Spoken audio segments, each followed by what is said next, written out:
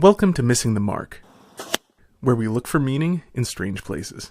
I'm Christopher. I recently had a conversation with my friend Max Kolbe from the Escaping Atheism Project. Max Kolbe, by the way, is not his birth name or his legal name. It's actually his confirmation name. It's the one he uses online these days. And Max and I are fairly old friends at this point, and he is probably best known at the moment for the Escaping Atheism Project, which aims to help people escape from atheism. But it may or may not be well known, but certainly is to me, that he spent a fairly big chunk of his life actually as an atheist, and it is from there actually that he has much of his motivation to try to help other people, out of atheism, having escaped from it himself. So, here's our conversation. So, Max, you had been an atheist for a pretty large number of years. Why was that? Why was that? How did that come to be? That's interesting. I grew up in a household with what you would probably call terrible religious instruction. There was no overt religiosity in my home that I can remember at all until a very chaotic childhood, and I had a very, very, very chaotic childhood, and around the age of 8 or 9, as I remember it best, it was suddenly decided we were going to be Presbyterians. Up until that point, literally, it was like a non-existent conversation in my whole childhood. Although I do briefly remember an experience that now, in retrospect, I think was spiritual. A couple of them. I had no, in general, as a child, I just had none. And further, I didn't understand like the need for the entire idea. Although I have since discovered that this is unusual in children. There are a certain cohort that are like that, and I'm one of them. Now, I think that if you ask me ultimately why was I an atheist, and that this would be from childhood onward, the universe genuinely seemed wild, chaotic, cruel, and capricious to me. And so I would say that a random, causeless universe that just kind of dumbly ran itself somehow managed to make sense in my head. Roughly speaking, I mean, would this be fair to say that the universe seemed like an evil place, and therefore it seemed sensible that it would not be run by a good God?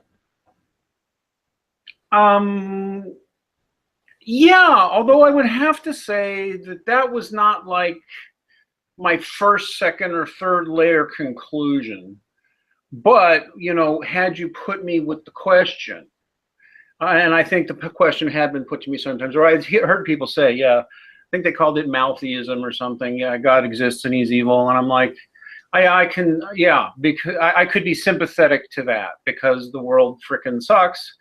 And yes, the world frickin' sucks, and life sucks, and people suck, and you can't trust anybody. And that was truly my attitude. And that was probably because a very lousy, abusive, chaotic childhood. I didn't trust anybody. Literally, I didn't. It was kind of a survival mechanism, I now see it as, but literally you can't trust anybody. And that means when they finally tried dragging me into a church around 8 or 9, I didn't trust that damn Bible, and I didn't trust those darn people. And I will say, by the way, that something I think turns certain people, not everybody, because I've seen the opposite right now, or I've talked to the opposite. I've met people who thought of nothing and then one day sat down and read the Bible and were convinced. Okay, I'm not taking a thing away from their experience. I read the Bible and came away thoroughly unconvinced and unmoved. There may have been some anger and hostility in me, especially because at some point it seemed like people were pressing on me irrationally to believe this thing that made no sense to me. So there became a resentment, and then the heaven-hell thing comes up. And so you came to believe or burn. You to believe or burn. That's right. You're going to believe this, or you're going to be tortured unimaginably for all eternity. To which my answer is, fine, send me there, because I'm totally unconvinced, and I'm not going to be convinced of an intellectual proposition because you threatened me. And I don't even know that that's a totally unreasonable response. Well, the problem, I mean, I did an entire video about believe or burn. It's not even a coherent proposition for the most part. But not to get too far astray. So that really sort of fit in with the rest of the environment you had been in. That was, well, abusive, but also people trying to control you, people trying to manipulate you, and so that fit in just one more way. Yes, it absolutely did seem like another way of manipulating. Although, to be fair, and unlike what I see it coming out of a lot of young atheists now, I, at some point realized that most Christians were simply well-meaning, and most of them were the harassing, controlling types. That got easier as I got older and got around people in the world, and I had met good people who were Christians along the way, and I had good experiences with Christian people along the way. But so the raging anger and contempt that you currently see commonly in atheists, that would only come out of me usually when arguing with a certain type of fundamentalist who was like flinging Bible verses at me, and oh my God, I literally almost have a PTSD reaction when someone just starts naming Bible verses. I'm like, stop that, stop that, stop that. It's true. It's true. Just in various, for those watching, in various private conversations, if I ever quote something and am overly specific with it, including the, just one verse number, it does tend to trigger Max. It's much safer to just leave the chapter, and that's not so bad. It's true. It's true. Yeah, because actually, I really think with fools, I truly think this. Somebody's going to get mad. I truly think fools with Bibles in their hands do help manufacture atheists all the time. They have no education in it. They truly seem to think. I mean, it's almost a form of numerology you see in some. Oh, some of them are outright. I've seen outright numerology. Oh yeah, you're right. Which is that's what all those Left Behind books are, by the way. Disgusting pagan numerology. All those people who tell you we're in the end times and the earth's going to end and all that. I mean, yes, we could be in the end times, and it is true that we could be has been true that we could be in the end times for 2,000 years now, and we might still possibly be near the end times 10,000 years from now. But see, now I'm Catholic and I understand these things. Yeah. Well, and it makes perfect sense that a person who is taking the faith and using it as a tool for some secular purpose, which is, I mean, you have way, way more experience with fundamentalists than I do, but that does seem to be what a lot of fundamentalists are doing. They're taking it and simply using it for secular purposes to get at social cohesion or to enforce, whatever behavior they particularly want, and so on. And it makes perfect sense that once you take the faith, which is meant to be the subsistent ground of life, and instead turn it into a tool, it makes absolutely no sense, and there's no way to actually come to any sort of rational grip with it. So it makes sense to me how this would produce atheists, because if you take this thing and utterly twist it from what it is supposed to be, you can't really accept it. You can accept the social cohesion that this is being used to describe or to enforce. You can accept the social rules. You can't really accept it because it, as not itself, is not acceptable. Yeah, exactly. Oh man, I had something I was about to say and then it flew right out of my head. Sorry. So about how old were you when you really became an atheist, or thought of yourself as an atheist? I wavered back and forth in my teens, but I was attracted to New Age stuff, but unconvinced by a lot of it. I kept trying to hold on to agnosticism, and but I would say by my 30s or so, I just said, I'm pretty much just default an atheist. I have to admit my agnosticism is weak. I say I'm agnostic, but really, I find all of it unconvincing, and so I might as well just be an atheist. I guess I mean, it was kind of Penn Jillette and early Richard Dawkins who talked me into just embracing the atheist label. I don't think much of either man anymore, by the way, but they helped talk me into it. And so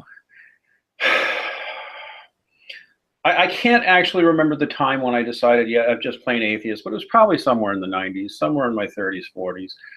And even when my kid was born, the difference still was, though, this: I had at least concluded in my mind that human spirituality was normal in humans, that religious belief was normal in humans, and that since it seemed functional, you might as well leave them to it, you know. And I always kept that whole, what I would call the mature atheist attitude, which is like, well, I don't know everything anyway, and I probably believe things that seem dumb to them. I probably even believe things that are wrong. Live and let live was still very much how I saw it, right? I think you might even remember in my old blogging days, while I was an atheist, I would make a habit periodically of noting religious holidays and wishing believers well, without any snark. Yeah. Yeah, no, I do remember. I'm sorry. That's, by the way, how far Max and I go back, because I remember his old blogging days when he was an atheist. Would have been like 15 years ago at this point. Yeah. About 2000 to about 2007. 2001 to about 2007. And I actually still find myself very sympathetic with certain atheists. I really do. The ones who are genuinely confused. That's why the organized movement and the forums and the undeniable cultishness of what atheism has become is so completely disturbing to me on so many levels. Because I'm here to tell you that there is such a thing as a natural atheist, someone who just can be looking at things and for whatever reason, maybe something mental, maybe something spiritual. It is true that not all atheists are just angry with God.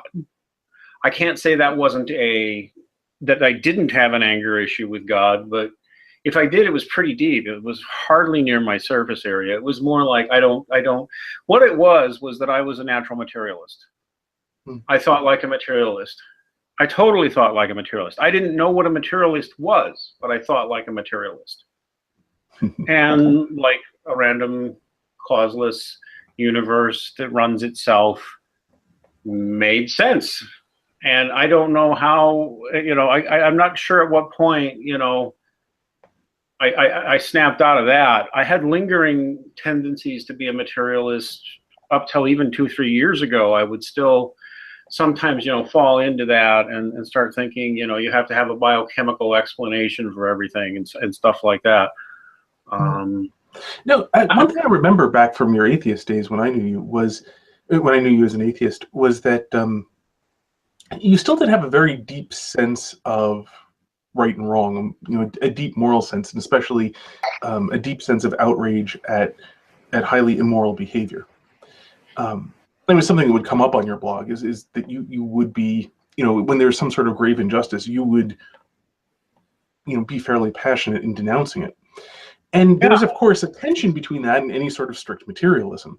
I mean, unless you want to go the full irrational of well, I'm predetermined to do anything no matter what. So whatever I do is all just fine, no matter how inconsistent it is, because I have no other option. But unless you go full on determinist that way, where everything's fine no matter what it is, including holding that nothing's fine. But so where did you see when did you perceive that tension? Yeah, that's a good question. And I think you pitched it at me a few times actually back in those days. It's funny, it was not moral issues that got me to believe in God. It was not, although a lot of people come to it just by contemplating morals, I find. I wasn't one of them, but I have to admit that when I was an atheist, moral questions gnawed at me. And what I tended to do was believe. I mean, I wasn't a student of the Stoics, but I tended to believe that as the Stoics did or Socrates did, that doing good, being good to people has its rewards. And I generally did find that to be true. And atheists like Penn Jillette and others do like to pitch a pretty good sounding argument on morals, which goes like this: it's we only have this one life and then we're gone. Life is therefore infinitely precious, and we're all in this situation, and this difficult situation in this godless, pointless universe. We should all try to help each other and be kind to each other as much as we can, and be as tolerant of each other as we can. That's probably the best atheist ethic I've ever heard. And I did kind of have that mentality. I also believed, I actually did, if you pushed me, I would say that, well, I believe there's some kind of broad guiding principle we don't understand. I mean, and I think that's just because logically, if you don't posit anything like that, you just pitch into despair. So, I mean, I think I would think there's some kind of guiding ultimate spirit of right and wrong. It has to exist somewhere. And actually, if we're all just cool to each other and nice to each other and logical and reasonable with each other, we'll all have that spirit. And that's not how people work at all. No. It's not how people work at all. No, I wish it were. if memory serves, that was back then, I think, right, you did actually have that most superstitious of all faiths, faith in humanity. Well, I did. I really did have faith in humanity. Yeah, It seems to be a survival strategy for atheists, near as I can tell. The notion that human nature is innately good. If you let people be good, and you're good to them, the good will come out of them. No. At this point in my middle age, I see it as clearly as a bell. No, that is true. There's a certain percentage who are sociopaths. There are a certain percentage who are narcissists. There's a certain percentage who are just plain stupid. There's a certain percentage who are just mean by nature. People are selfish. They find ways to rationalize their own bad behavior and declare it good. And there's a giant contingent who, in bad circumstances, will figure out ways of rationalizing it. Because of course, if everyone's rich, if everyone's independently rich, and especially this works especially well for like an upper class, where there are unseen servants scurrying below to make things work out. These days, increasingly more because many of those servants are robotic. That kind of works, where nobody needs anybody else very much of anything. No one really is in much of conflict. Then most of the time, everyone tends to be like, fairly inclined to get along with everyone else. But when that's not true, when you're not talking about a privilege, a rich sort of upper class of people who have all that support to not really need much, when you're in bad circumstances, when things are going bad, when it's, you or me, and only one of us is really getting out of this with most of ourselves intact, a lot of people are very good at figuring out ways around some of the generalities. And why they deserve what they got better than the other. Yep, it's just human nature. I mean, we'll even do it. It's not that Christians are immune to it, or the people of any group are immune to it, unless they're extremely spiritually advanced. We all go that way. I mean, really, if right now, if you were under threat of losing your house and your job, and it was me or you, it would be way hard for you to just immediately just say, "Well, I'll just sacrifice that for you, Dean." It's Well, there's a reason Christians get together every Sunday to remind ourselves of what we're supposed to know. Yeah. And plus holy days of obligation for many of us. So I want tomorrow. I want tomorrow this week. Anyway, we got one this week. That's right. All Souls Day. No, All Saints Day. I'm sorry, not All Souls Day. Yeah, All Saints Day. Yeah, but it's just a side note. It's something funny. Is as far as I can tell, atheists always tend to try to forget their atheism, especially things like their determinism. Whereas Christians are constantly, we actually go to extra trouble and effort to remind ourselves of what we hold to be true, lest we forget any of it. So anyway, but that aside, so in this, I'm also curious, about the atheism and materialism. There's that sort of coping mechanism of people are generally decent, but that seems very much at odds with your background as a child. I mean, coming from an abusive situation, figuring that everybody tends to be fairly decent would seem to me to require a fair amount of mental gymnastics. And do you know how that played out in order, because that belief of, people will generally be good if you let them seems so necessary for psychological survival for atheists? It's just an incredibly common belief, despite being pretty obviously Yeah, false. Hey, do yeah. you know how that played out? You know, reconciling your own experiences of how awful people could be with, I with the do need to think believe them. I do think I had picked one thing up from the Christians in my background, which is that I did notice at least the good ones tended to be charitable towards others in terms of interpreting others' actions and their reasons for their actions, and to be, forgiving when you screwed up. And so I had had that experience with some Christians, and but I had also had experiences, and this probably even plays into some of my earlier political views, which is that I had people in the public government school system who were kind to me, who helped me along the way. In fact, I still hear periodically from one of my high school guidance counselors, and I'm 51 years old. And so, religion wasn't the vector by which every good person came into my life, or every good or decent or concerned person hit my life. And so for the longest time, just to tend to assume that, most people are like that. And it took getting burned enough times, and also a little self-reflection on myself, to realize, no, this just really isn't the norm of human behavior as much as you'd like to believe it. Most people are selfish. Most people will rationalize any damn thing they do or say. Any action they make, they'll rationalize it and find a reason to say that it's okay. And I'm not talking, whether it's everything, whether it's things like sex, but not even that. But I mean, stealing, lying, backstabbing, gossiping, betraying, scrabbling for money, and throwing aside all principles while doing it. I mean, that's how people normally are. It really is how people normally are. Things like honor and integrity are things you learn. Frankly, they're things you learn from religion and your father. So, And there's things that you struggle to keep. It's the other thing. I mean, even if you have them, this is a world that constant, just the constant grind of all the things one has to do and all the problems one comes across tries to wear down your integrity. I will point out that from the, I mean, I was fundamentally fatherless, which is a common trait of atheists. I was fundamentally fatherless. And that would have contributed to, and I think that contributes a lot to what we see in generational atheists now. The kids with good relations with their dads almost never turn into one of these hostile, shallow atheist punks that we see so much of today.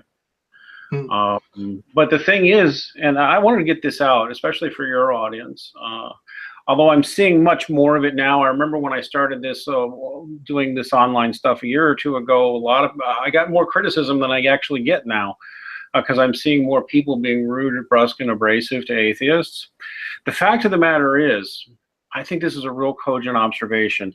Sometimes adults who were totally mean to me made the biggest impression on me if they actually were being mean because they had my best intentions at heart. Like, I had teachers who were mean to me that I really looked up to because, like, it was clear where their anger was coming from, and it was because they were concerned for me. And also because I couldn't, basically they didn't take any shit.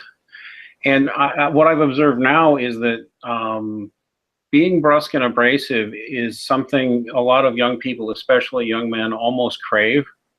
Somebody telling them, setting a boundary for them, and being brusque about it and making it clear that you're not a pushover and you're not impressed with them. There's actually a lot of young people who haven't even experienced that. And that's actually something every young man and young woman needs, is to be put in their place now and then. Otherwise, you do get crazy. I'm not sure if I'm making sense there, but really, some people who don't even like the fact that we tend to have a negative attitude towards atheists. Actually, I honestly think that had I come across people like Eve Kaninen, the videos you make, maybe even a more surly and crusty guy like me, because I think a whole generation has been taught that skepticism is how you are smart, and skepticism makes you cool, and it makes you brave too. Well, if you start showing skepticism toward bad ideas like contemporary atheism, you will get certain people's attention and make them really sit up and listen. Because A, not only does it teach you that being skeptical of things is actually kind of obnoxious in general, but B, really, once you realize you can get skeptical of atheists and their claims, the jig is up.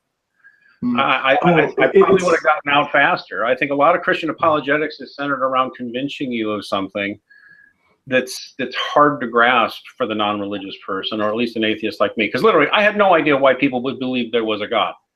I couldn't get why you thought it. And that was a big challenge to anything else spiritual you wanted to talk to me about, because intellectually I couldn't grasp the concept. Pointing out how stupid a godless universe actually is probably would have gotten through to me faster. Just saying.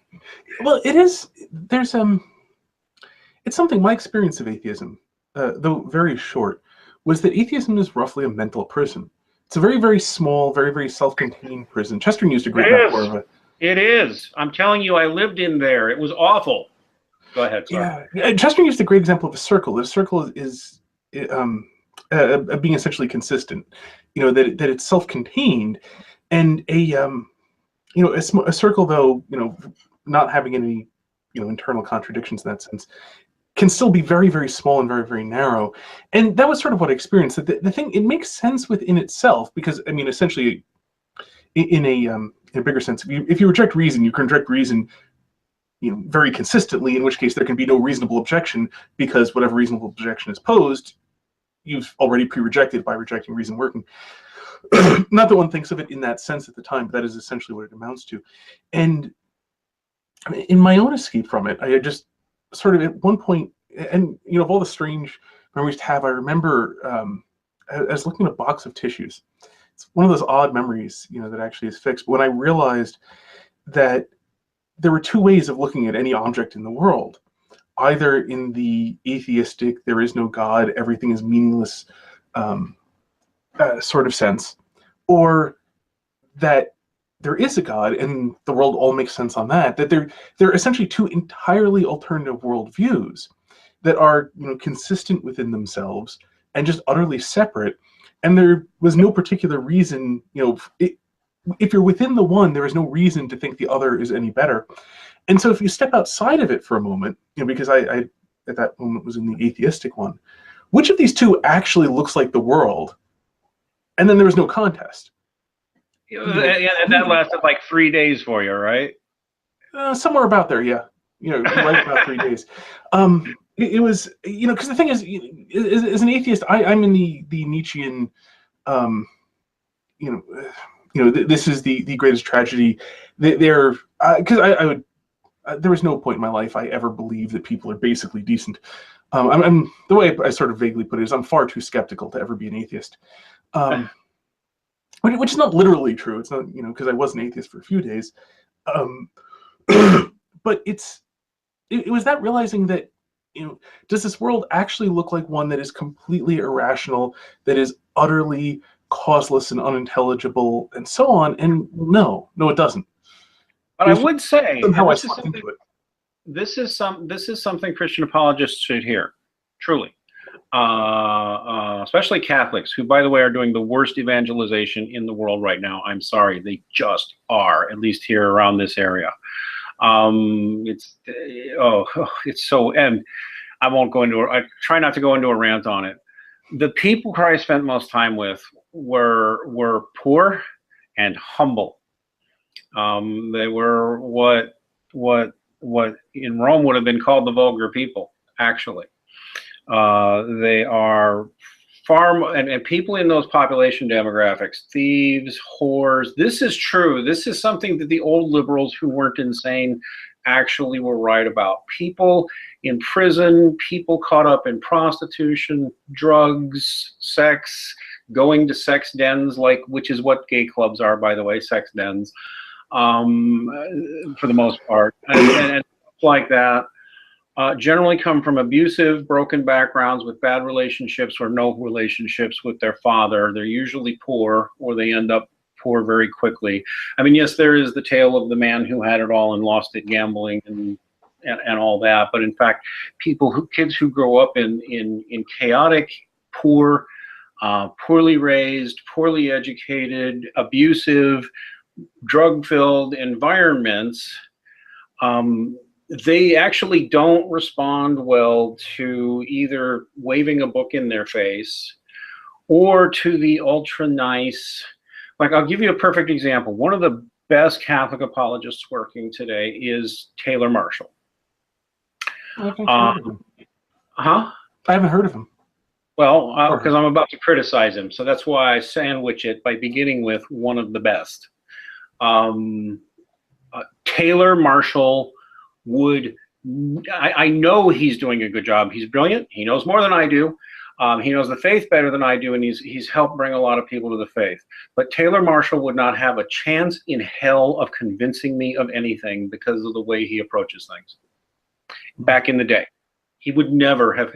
He would have come across to me as slick and somebody trying to sell me something, and someone who was fake, because those guys who are dressed up and look so nice and are so nice and polite and smiling all the time and always getting along with you are obviously hiding something.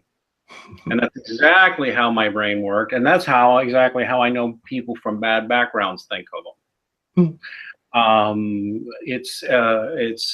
There is a danger in being too polished, too polite, too civil, too well groomed. Well, the interesting thing is the word nice originally was not a compliment. If you go back like 200 years, maybe a little bit more than that, to call somebody nice was not a compliment. It was actually a little bit like what you're describing. It meant that a person, I'm talking like Jane Austen's time or even a little before then, to call someone nice meant something along those lines, like almost suspiciously well polished. Exactly. In fact, the word dude used to mean the same thing.